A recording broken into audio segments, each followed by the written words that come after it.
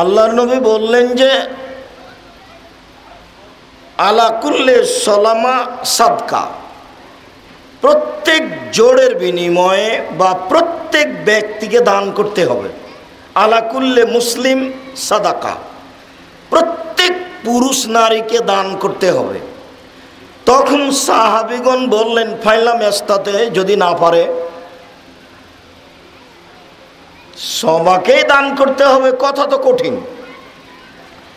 তখন আল্লাহ রাসূল বলেন ইয়া মালফি বাইতিন নাস ওয়া আনফু নাফসু ইয়াতাসাদ্দাকু, তাহলে মানুষের বাড়িতে কাজ করবে, কাজ করে সারা দিনে যা কাজ করেছে তার কিছু খাবে, তার কিছু দান করবে। বোঝা যাচ্ছে যে দিন মজুরকে দান করতে হবে, ভ্যান চালককে দান করতে হবে। বুখারী মুসলিম।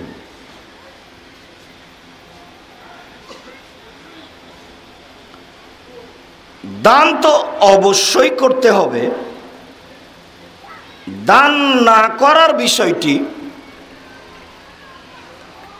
জাবের রাদিয়াল্লাহু তাআলা আনহু বলেন, রাসূল সাল্লাল্লাহু আলাইহি ওয়াসাল্লাম বলেছেন ওয়াত্তাকু শুহা ফাইনা শুহা আহলাকা মান কানা ক্বাবলাকুম, তোমরা কৃপণতা থেকে বেঁচে থাকো, কৃপণতা পূর্বের মানুষকে ধ্বংস করেছে।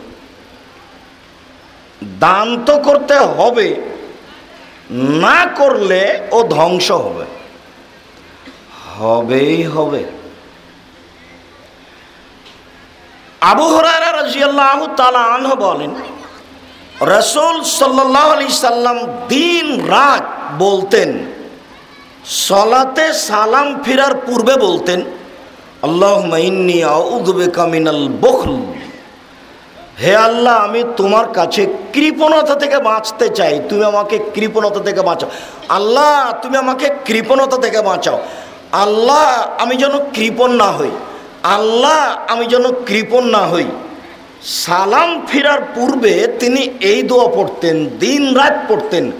কৃপণতা অবশ্যই জঘন্য কিছু, যার কারণে তিনি দিন রাত তার থেকে পরিত্রাণ চাইতেন।